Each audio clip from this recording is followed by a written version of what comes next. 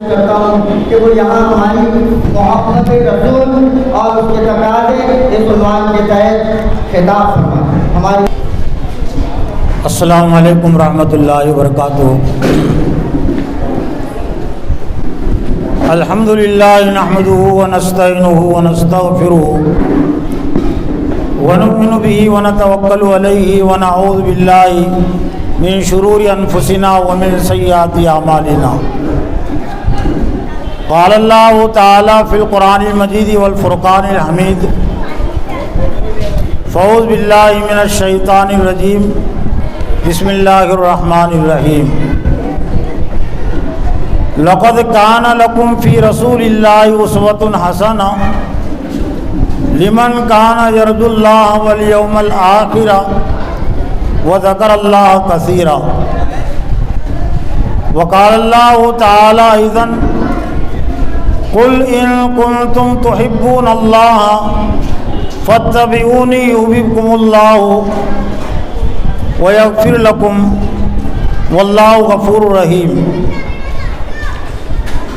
وقال النبی صلی اللہ علیہ وسلم لا یؤمن احدکم حتی اکون احب الیہ من والدہ وولدہ والناس اجمعین. معزز و محترم امیر مقامی عارف صاحب، ناظم ضلع انور خان صاحب اور مہمان مربیہ مبشرہ باجی صاحبہ،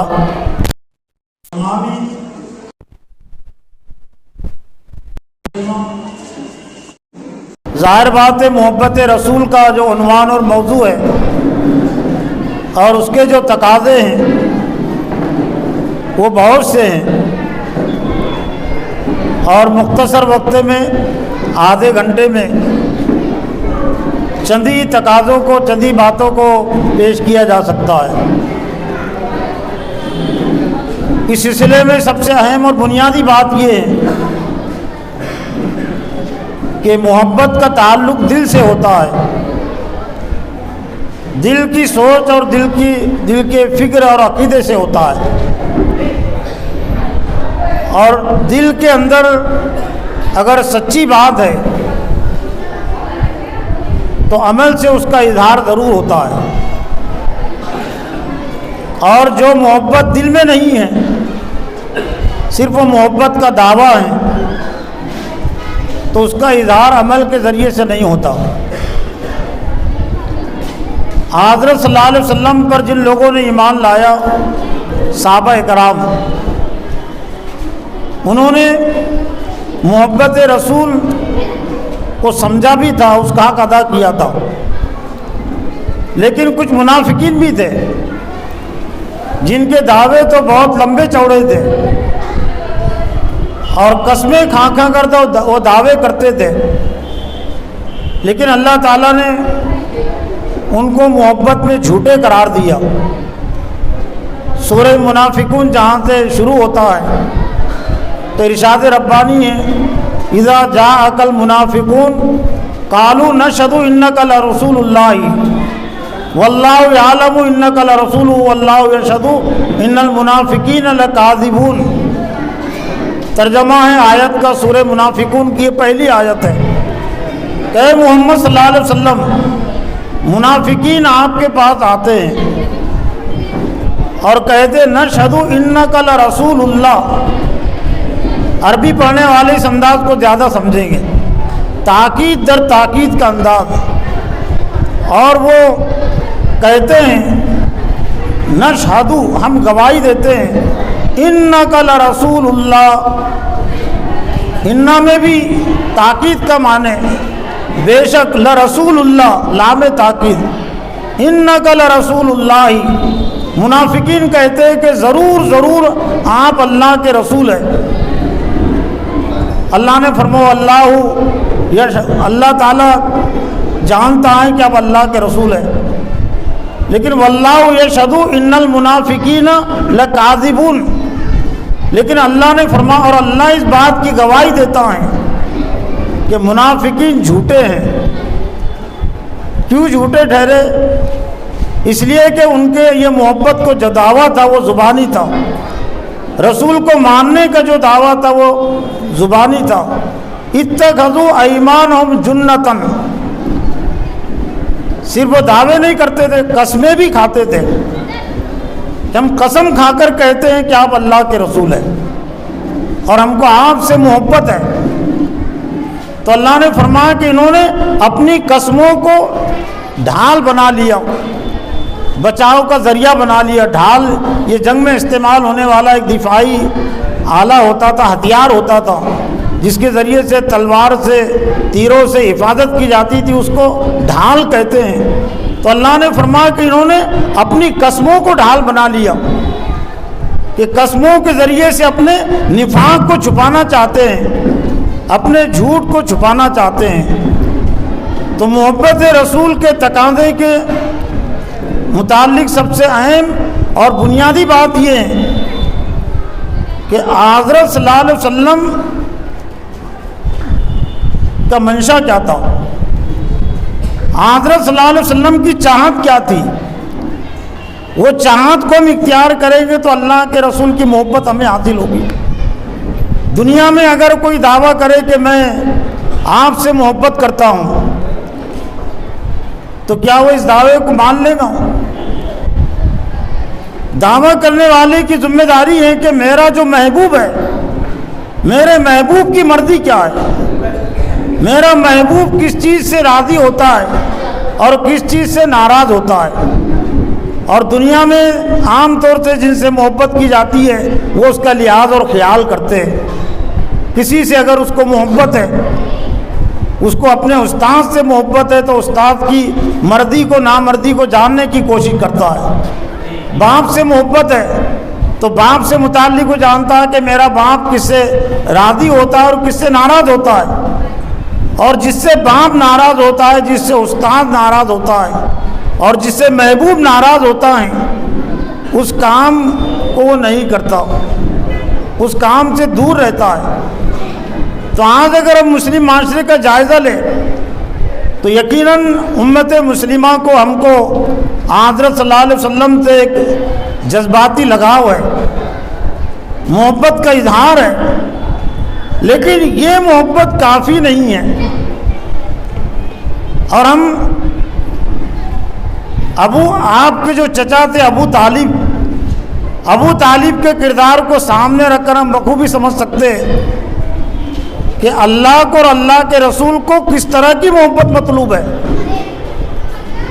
جنہوں نے تاریخ پڑھی وہ اچھی طرح جانتے ہیں کہ ابو طالب آپ کے حقیقی چچا ہے اور 8 سال کی عمر سے آپ کی کفالت میں تھے۔ اللہ صلی اللہ علیہ وسلم، یعنی عبد المطلب کا جب انتقال ہوا، جبکہ حضور صلی اللہ علیہ وسلم کی عمر 8 سال کی تھی، تو عبد المطلب نے اپنے بیٹے ابو طالب کو وصیت کی تھی کہ محمد صلی اللہ علیہ وسلم کا خیال رکھنا، اپنے بھتیجے کا خیال رکھنا۔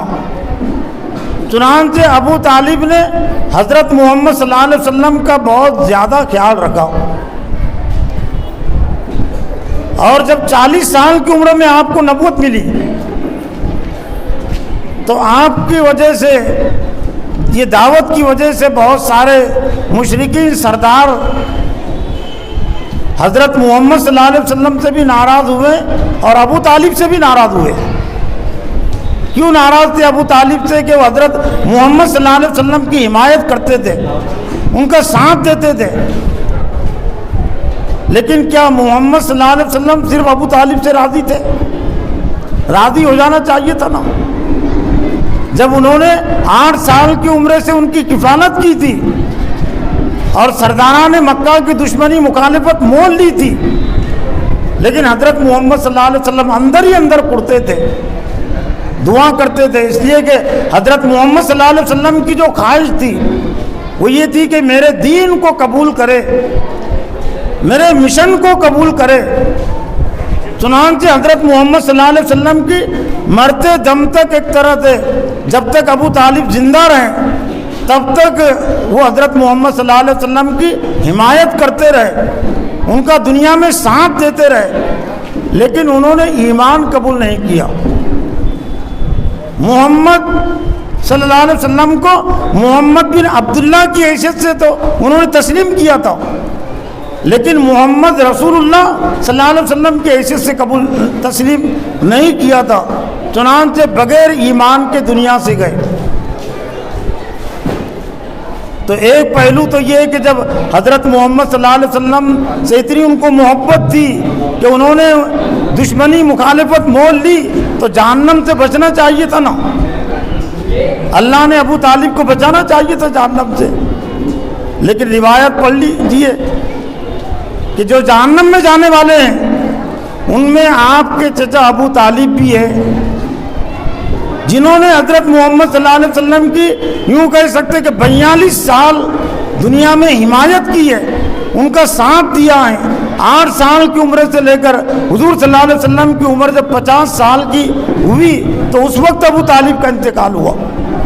لیکن 42 سال دنیا میں آپ کی مدد کرنے کے باوجود، آپ کا ساتھ دینے کے باوجود آپ کے مشن کو انہوں نے اختیار نہیں کیا، آپ کی اتباع پیروی نہیں کی، رسول کی حیثیت سے ان کو تسلیم نہیں کیا. تو یہ ان کا تعلق ان کو جہنم سے بچانے کے لیے کافی نہیں ہے، وہ جہنم میں جانے والے ہیں. ایک دوسری مثال کے ذریعے سے آپ سمجھ سکتے ہیں کہ ایک انگریز ہے، انگریز مصنف مائیکل ہارٹ، اس نے ایک کتاب لکھی ہے دنیا کے 100 بڑے آدمی، اور 100 بڑے آدمی کی فہرست تو اس نے جو پیش کی ہے اس میں اول نمبر پر حضرت محمد صلی اللہ علیہ وسلم کو پیش کیا، جبکہ خود عیسائی وہ تھا، لیکن عیسیٰ علیہ السلام کو 30 نمبر پر پیش کیا. عیسائی ہونے کے باوجود تو گویا کہ عیسائیوں کی ناراضی تو مول لیا ہوگا نا اس نے، کہ عیسائی ہونے کے باوجود پہلا نمبر محمد صلی اللہ علیہ وسلم کو دیتا ہے، اور اس نے دیا. لیکن کوئی بھی مفتی، کوئی بھی عالم یہ نہیں کہہ سکتا، اس نے دین کو قبول نہیں کیا نا، محمد صلی اللہ علیہ وسلم کو رسول کی حیثیت سے قبول نہیں کیا، دین اسلام کو قبول نہیں کیا، حضرت محمد صلی اللہ علیہ وسلم کے مشن کو قبول نہیں کیا، صرف تعریف کی، صرف تعریف کی. جیسا کہ جب ہم تعریف پر مطمئن ہیں تو مائیکل ہارٹ کو یہ تعریف جہنم سے بچانے والی نہیں ہے. پہلا نمبر اس نے دیا دنیا کے تمام انسانوں میں، لیکن یہ اس کا کارنامہ اس کی نجات کے لیے کافی نہیں ہے، محمد صلی اللہ علیہ وسلم کی محبت حاصل کرنے کے لیے کافی نہیں ہے. قرآن مجید کی 2 مقام کی میں نے 2 آیتیں آپ کے سامنے پڑھی ہے. ان آیتوں کے ذریعے سے محبت رسول کے کچھ تقاضے ہم سمجھ سکتے ہیں. سورہ احزاب کی آیت ہے لقد کان لکم فی رسول اللہ اسوۃ حسنہ. عام طور سے سیرت کے جو جلسے ہوتے ہیں ان میں یہ آیت خصوصیت کے ساتھ پڑھی جاتی ہے، لیکن پوری نہیں پڑھی جاتی، آدھی آیت پڑھی جاتی ہے. لقد کان لکم فی رسول اللہ اسوۃ حسنہ، یہ آدھی آیت ہے، اور مکمل جو آیت ہے کن لوگوں کے لیے نبی صلی اللہ علیہ وسلم کی زندگی اسوہ ہیں. لمن کان یرجو اللہ والیوم الآخر وذکر اللہ کثیرا. نبی صلی اللہ علیہ وسلم کی زندگی میں تمہارے لیے بہترین نمونہ ہے اس شخص کے لیے جو اللہ سے ملاقات کی امید رکھتا ہے، حساب اور کتاب پر جس کا ایمان و یقین ہے کہ ایک دن مجھے اللہ کے سامنے کھڑے ہو کر زندگی کا حساب دینا ہے. گویا کہ محبت رسول کا پہلا تقاضا یہ ہے کہ عقیدہ آخرت کو ہم مانیں، اور اللہ کہ رسول صلی اللہ علیہ وسلم نے جو عقائد پیش کیے ان میں سے ایک تو اللہ خالق کائنات ہے، مالک کائنات ہے، اور میں اللہ کا رسول ہوں، اور آخرت کی زندگی ہے والبعث بعد الموت، موت کے بعد دوبارہ اٹھائے جانے پر تمہارا ایمان ہو. لمن کان یرجو اللہ والیوم الآخر وذکر اللہ کثیرا. آخرت سے ملنے کی اسے امید ہے اور کثرت سے اللہ کو یاد رکھتا ہے. اللہ کو یاد رکھنے کا مطلب یہ کہ اللہ کی مرضی کو ہمیشہ سامنے رکھتا ہے کہ اللہ کس کام سے ناراض ہوتا ہے اور کس کام سے ناراض ہوتا ہے اور راضی ہوتا ہے۔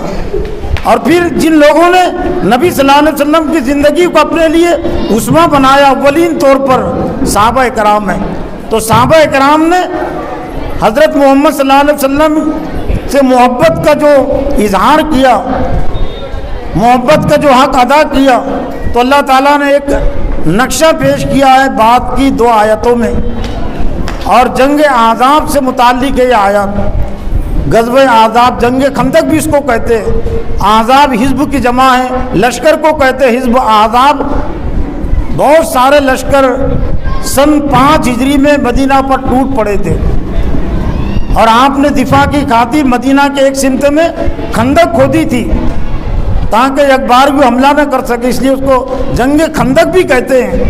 تو اس وقت مدینہ کی جو آبادی تھی وہ 5-6 ہزار افراد پر مشتمل تھی، اور جو مشرکین کا جو لشکر تھا، عرب کا متحدہ لشکر یا اقوام متحدہ جو بنی ہے 1945 میں، اسی واقعے کو سامنے رکھ کر بنی ہے کہ انہوں نے دیکھ لیا تھا کہ ہم اکیلے اللہ کے رسول سے لڑ کر کامیاب نہیں ہو سکتے، تب انہوں نے طے کیا تھا کہ سب متحدہ لشکر بنا کر ہم محمد صلی اللہ علیہ وسلم سے لڑے۔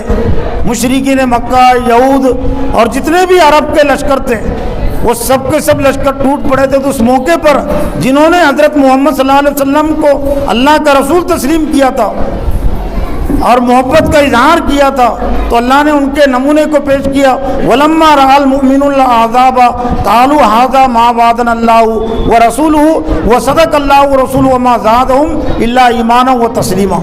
جب مومنین نے لشکروں کو دیکھا، یہ محبت رسول کا ایک تقاضا ہے کہ اللہ کے علاوہ کسی سے نہ ڈرے، آبادی سے ڈبل لشکر حملہ آور ہو جائے تو بھی ہم دشمنوں کے لشکر سے نہ ڈرے۔ جب لشکروں کو دیکھا ایمان والوں نے، صحابہ کرام نے، تو کہا کہ یہ تو وہی ہے جس کا اللہ اور اس کے رسول نے ہم سے وعدہ کیا تھا۔ وصدق اللہ ورسولہ، اور اللہ اور اس کے رسول نے سچ فرمایا۔ وما زادهم الا ایمانا وتسلیما، اور ان کا ایمان اور اسلام ہی بڑھا، نہیں بڑھا مگر ایمان اور اسلام، اطاعت اور فرما برداری۔ لشکر آبادی سے دگنا لشکر، یعنی مطلب یہ کہ اس وقت بھارت میں ہماری آبادی 20 کروڑ ہے، تو 40 کروڑ کا لشکر اگر ہم پر حملہ آور ہو جائے، لیکن نبی صلی اللہ علیہ وسلم پر ہمارا ایمان ہے، نبی صلی اللہ علیہ وسلم سے ہم کو محبت ہے، تو ہمارے زبان سے بھی وہی کلمات نکلنے چاہیے جو صحابہ کرام کے زبان سے نکلے تھے کہ وما، یہ تو وہی ہے جس کا اللہ اور اس کے رسول نے وعدہ کیا تھا، اور اللہ اور اس کے رسول نے وعدہ بالکل سچا کر دکھایا، ان کا وعدہ سچا تھا۔ من المؤمنین رجال صدقوا ما عاهدوا اللہ علیہ، لوگوں میں سے کچھ لوگ ہیں کہ جنہوں نے اپنے وعدے کو سچا کر دکھایا۔ اشارہ جنگ احد کی طرف، جنگ احد اس سے پہلے ہو چکی تھی، تو نبی صلی اللہ علیہ وسلم کا ساتھ دینے میں، ان کے مخالفین سے لڑنے میں، محمد صلی اللہ علیہ وسلم کی جنگ احد میں حفاظت کی خاطر 70 صحابہ شہید ہوئے تھے، اور وہ 70 صحابہ جو شہید ہوئے تھے ان میں سے 66 انصار صحابہ تھے۔ جب میں نے پہلی مرتبہ یہ تعداد پڑھی تو ذرا تعجب بھی ہوا، اور آپ کو بھی تعجب ہوگا کہ جنگ احد میں مہاجرین انصار تقریباً برابر تھے، تو اتنا بڑا فرق کیوں ہو گیا؟ کیا مہاجرین بھاگ گئے تھے؟ کیا مہاجرین ڈر گئے تھے؟ بھاگے بھی نہیں تھے، ڈرے بھی نہیں تھے۔ لیکن جب نبی صلی اللہ علیہ وسلم ایک موقع پر گر گئے، حضرت خالد بن ولید جو اس وقت تک ایمان نہیں لائے تھے، انہوں نے پہاڑ کی اس جانب سے حملہ کر دیا تھا، چند صحابہ نے اپنی جگہ چھوڑ دی تھی، اور جو بھاگ رہا تھا لشکر پسپا ہو کر، ان کو انہوں نے آواز دی، وہ بھی پیچھے مڑ کر آ گیا، تو نبی صلی اللہ علیہ وسلم بیچ میں ایک طرح سے آ گئے، نرگے میں آ گئے، اور اسی اسنا میں ایک موقع ایسا بھی آیا کہ نبی صلی اللہ علیہ وسلم کی شہادت کی خبر بھی اڑ گئی، افواہ اڑ گئی کہ محمد صلی اللہ علیہ وسلم قتل کر دیے گئے۔ قتل بھی ہوتے تو شہید ہی ہوتے، لیکن وہ انصار صحابہ کرام جنہوں نے بیعت عقبہ ثانیہ میں بیعت کی تھی نبی صلی اللہ علیہ وسلم سے جب آپ مکہ میں تھے، سن 12 ہجری میں انہوں نے بیعت کی تھی، وہ مدینہ کا نمائندہ مجمع تھا۔ یہ محبت رسول کا ایک طرح سے ثبوت ہے کہ محبت رسول کہتے کس کو ہے۔ اس گھاٹی میں جب ان سے بیعت ہوئی تھی تو اس موقع پر نبی صلی اللہ علیہ وسلم نے ان سے کہا تھا کہ مجھ کو مدینہ بلانا اتنا آسان نہیں ہے، عرب کی تلواریں تم پر ٹوٹ پڑیں گی، تمہاری عورتیں بیوہ ہو جائیں گی، تمہارے بچے یتیم ہو جائیں گے، سوچ سمجھ کر بلاؤ۔ تو اس موقع پر انہیں کہا تھا کہ ہم آپ کی حفاظت کی خاطر، دین کی حفاظت کی خاطر ہم کسی چیز کی پرواہ نہیں کریں گے۔ تو وہ اللہ نے وہ وعدے کی طرف ان کا اشارہ کیا، من المؤمنین رجال صدقوا ما عاهدوا اللہ علیہ، مومنین میں سے بہت سارے ایسے ہیں کہ جنہوں نے اپنے وعدے کو سچا کر دکھایا۔ اور جب اللہ کے رسول نے ان سے کہا تھا کہ عرب کی تلواریں تم پر ٹوٹ پڑیں گی، عرب کے لشکر تم پر حملہ آور ہو جائیں گے، تو انہوں نے وہی سامنے رکھا کہ وہ صدق اللہ و رسول، اللہ اور اس کے رسول نے بالکل سچ فرمایا تھا، وہ بات پوری ہو کر رہنی تھی۔ تو انصار نے اس موقع پر مہاجرین کو پیچھے ہٹا دیا تھا اور کہا تھا کہ ہماری اور مکہ والوں کی جگہ۔ مہاجرین آگے بڑھ رہے تھے تو یہ انصار کا ایک گروہ ان کو پیچھے ہٹانے پہ لگا ہوا تھا کہ جب ہم ختم ہو جائیں گے، کوئی انصاری باقی نہیں رہیں گا، تب تم نے سامنے آنا، میدان میں آنا۔ جب تک انصار ہے موجود، ہم تاریخ میں یہ اپنا نام اس حیثیت سے نہیں لکھانا چاہتے کہ مدینہ والوں نے محمد صلی اللہ علیہ وسلم کو بلایا اور یہاں لا کر ان کو قتل کروا دیا، شہید کروا دیا۔ تاریخ میں یہ نام لکھا جائے کہ انصار سب کے سب شہید ہو گئے، اور اس کے بعد پھر محمد صلی اللہ علیہ وسلم اور مہاجرین میدان میں شہید ہوئے۔ تو اس موقع کو اللہ تعالیٰ نے پیش کیا، اس لیے 86 شہادتیں انصار کی، 66 شہادتیں انصار کی ہوئی تھی اور صرف 4 شہادتیں مہاجرین کی تھی۔ تو مہاجرین اس وجہ سے کم شہید ہوئے کہ انصار نے ان کو موقع ہی نہیں دیا، انصار نے ان کو پیچھے ہٹا دیا کہ پیچھے ہٹ جاؤ۔ اور یہی جذبہ جب دیکھا تھا حضرت خالد بن ولید نے اور ابو سفیان نے جو قیادت کر رہے تھے، تو ادھوری کامیابی کو کافی سمجھ لیا تھا، اس لیے کہ ابھی تک وہ سمجھتے تھے کہ لڑنے کی طاقت اور قوت صرف مکہ والوں میں ہے، مدینہ والوں میں لڑنے کی طاقت اور قوت نہیں ہے۔ اور جنگ بدر میں ایک طرح سے اس کا ثبوت ہو چکے تھے کہ نبی صلی اللہ علیہ وسلم نے شروع میں جب 3 انصار کو آگے کیا تو چہرے بندھے ہوتے تھے، خوف پہنتے تھے پہلے بچاؤ کے لیے۔ تو ابو جہل نے اور سرداران مکہ نے کہا کہ تم کون ہو؟ انہوں نے کہا کہ ہم مدینہ کے انصاری ہیں۔ تو آواز دے کر وہ مکہ کے سرداروں نے کہا تھا کہ یا محمد اکفینا، اے محمد ہمارے ساتھ برابری کا معاملہ کیجئے۔ وہ مدینہ والوں کو لڑنے کے لاقب اپنے مقابلے کے قابل ہی نہیں سمجھتے تھے کہ ہم مدینہ والوں سے کیوں کیسے لڑے، ہمارے برابری کے نہیں ہیں۔ تب اللہ کے رسول نے پھر حضرت علی کو اور جو مہاجرین مکہ کے جو صحابہ تھے ان کو بھیجا تھا، لیکن ان کی آنکھیں اب مدینہ جنگ عہد میں کھل گئی تھی کہ یہ مدینہ کے لوگ تو وہ ہیں کہ جن کو ہم لڑنے کے قابل نہیں سمجھتے تھے، مقابلے کے قابل نہیں سمجھتے تھے، یہ تو مہاجرین سے زیادہ جذبہ رکھتے ہیں، مکہ والوں سے زیادہ جذبہ رکھنے والے ہیں، اور یہ پیچھے ہٹا رہے ہیں اور یہ محمد صلی اللہ علیہ وسلم کا دفاع کر رہے ہیں۔ تو محبت رسول کا ایک تقاضا یہ ہے کہ دین اور ایمان کی حفاظت کی خاطر اگر جان کی قربانی کی ضرورت پڑے تو جان دینے میں بھی پیچھے نہ ہٹے۔ اور صحابہ اکرام کی ایک لمبی تاریخ ہے، اور پھر دین پر عمل کرنے والوں کی بھی ایک لمبی تاریخ ہے۔ دنیا میں آج بھی بہت سارے لوگ محمد صلی اللہ علیہ وسلم کی محبت کی خاطر، دین اسلام کی خاطر اپنی جان کی وہ کوئی پرواہ نہیں کر رہے۔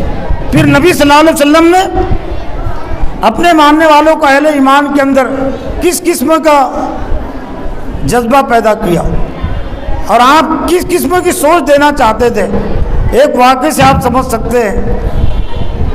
ایک طرح سے نبی صلی اللہ علیہ وسلم کی زندگی کے آخری سال کا واقعہ ہے یہ۔ حضرت معاذ بن جبل رضی اللہ تعالیٰ عنہ کو آپ یمن کا گورنر بنا کر بھیج رہے تھے، یعنی وہاں اسلامی حکومت قائم ہو چکی تھی، تو یمن کا عامل بنا کر اللہ صلی اللہ علیہ وسلم کو روانہ کرنے لگے۔ لیکن روانہ کرتے ہوئے یہ بات بھی آپ نے کہہ دی جس کی وجہ سے حضرت معاذ ذرا رونے لگے، ان کو احساس ہوا۔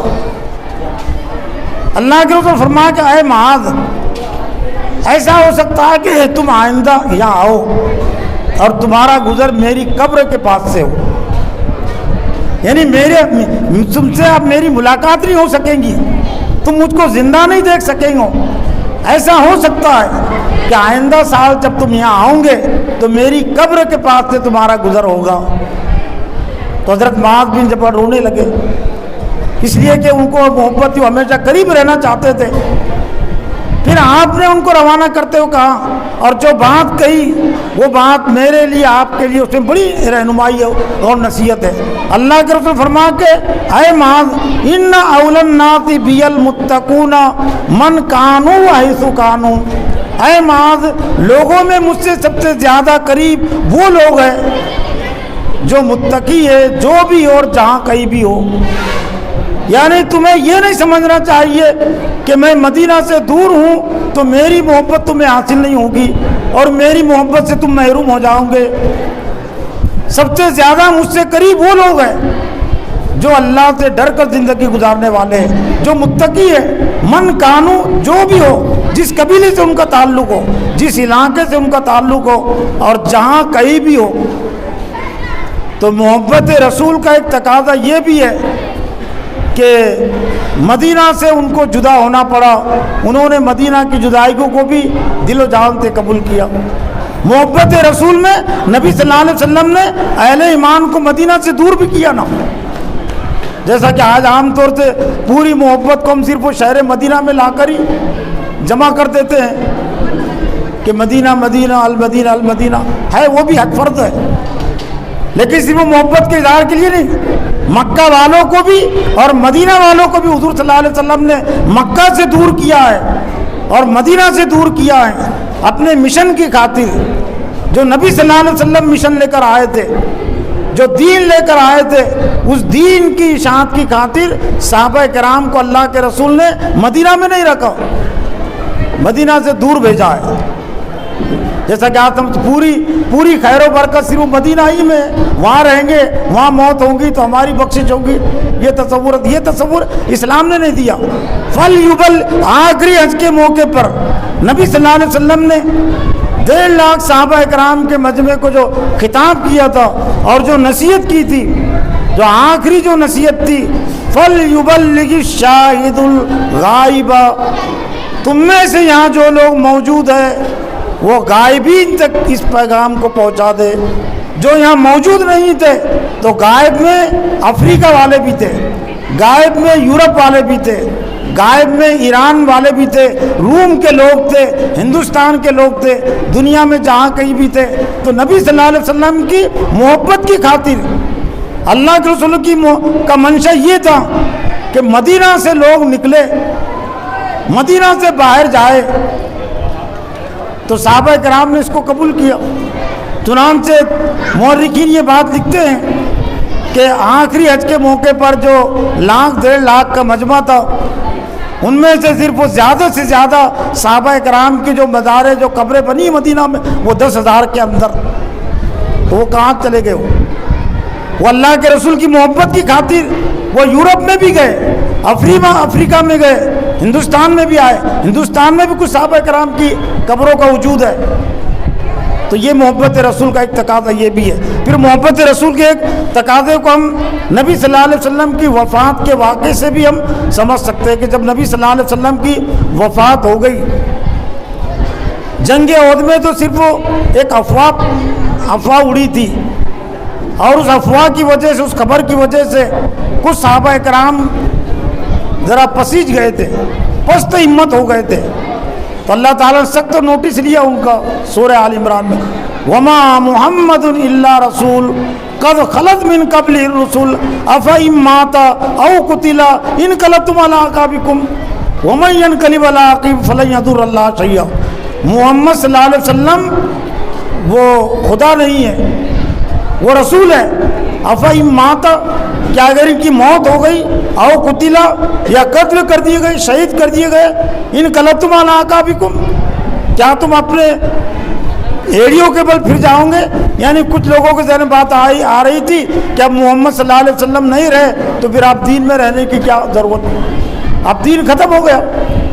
تو اللہ نے فرمایا کہ کیا محمد صلی اللہ علیہ وسلم اگر ان کی موت ہو گئی یا وہ قتل کر دیے گئے، کیا تم اپنے پرانے دین کی طرف پھر جاؤ گے؟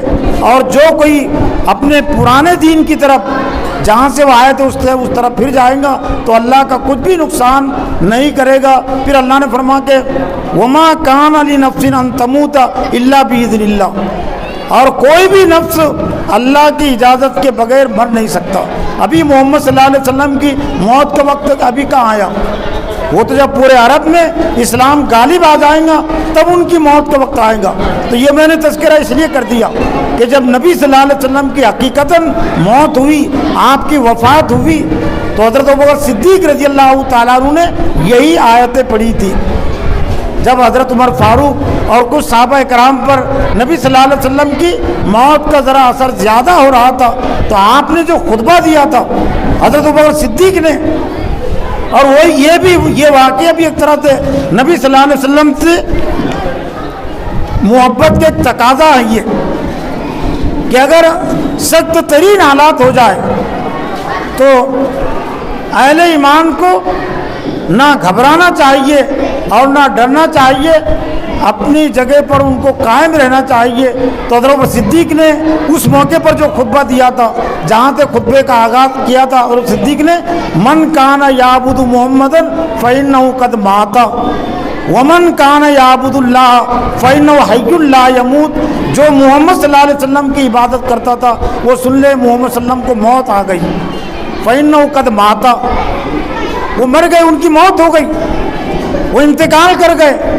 لیکن جو اللہ کی عبادت کرتا تھا فإنہ حی لا یموت، اللہ زندہ ہے اور اسے کبھی موت نہیں آتی۔ اور پھر جو مرتدین تھے، کچھ لوگوں نے زکوٰۃ دینے سے انکار کر دیا تھا تو ان کی طرف آپ نے لشکر روانہ کیا تھا۔ تو حضرت عمر فاروق رضی اللہ تعالیٰ عنہ نے اور بھی صحابہ کرام نے مشورہ دیا تھا کہ مدینے میں ابھی مرد کم ہیں، تو مردوں کو یا کم دیکھ کر بہت سارے لوگ مدینہ پر حملہ کر دیں گے، امہات المومنین کو شہید کر دیں گے، عورتوں کو قتل کر دیں گے، اس لیے آپ لشکر کو نہ بھیجیں۔ تو اس موقع پر اور صدیق رضی اللہ تعالیٰ عنہ نے جو جواب دیا تھا وہ یہ کہ ابو بکر کو یہ تو گوارا ہے کہ مدینہ میں کوئی مرد نہ رہے اور امہات المومنین کی لاشوں کو کوے اور گیدڑ کھائے، یہ تو ابو بکر کو گوارا ہے، لیکن یہ گوارا نہیں ہے کہ محمد صلی اللہ علیہ وسلم نے دین کو جس حالت میں چھوڑا تھا اس میں کوئی کمی آ جائے۔ اور آپ نے یہ بھی کہا تھا کہ یہ قبیلے والے نبی صلی اللہ علیہ وسلم کے دور میں اپنے زکوٰۃ کی اونٹوں کے ساتھ رسیاں دیتے ہوں گے اور اب نہیں دیں گے، تب بھی میں ان کے خلاف جہاد کروں گا۔ حضرت صدیق نے لشکر کو روانہ کیا اور اللہ تعالیٰ ان کو کامیابی عطا کی۔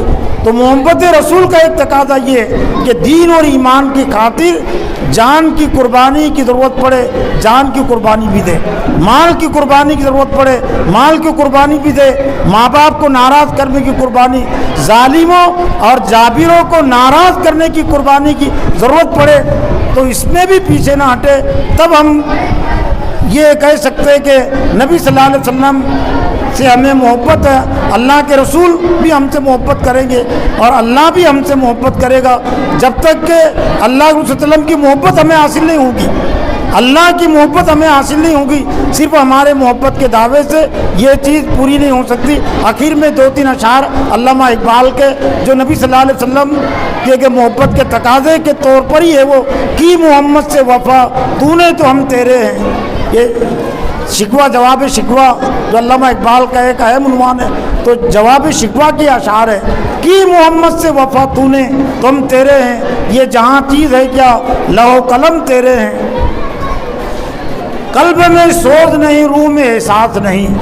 یعنی ایک طرح سے اللہ یہ کہ شکوہ جو کیا تھا علامہ اقبال نے مسلمانوں کی پسمائی کا، تو اللہ نے جواب دیا کہ تمہارا جو حال ہے کہ قلب میں سوز نہیں، روح میں احساس نہیں، کچھ بھی پیغام محمد کا تمہیں پاس نہیں. اللہ تعالیٰ سے دعا ہے کہ اللہ تعالیٰ مجھے اور آپ کو نبی صلی اللہ علیہ وسلم کی اتباع اور پیروی کی توفیق عطا فرمائے. وآخر دعوانا الحمدللہ.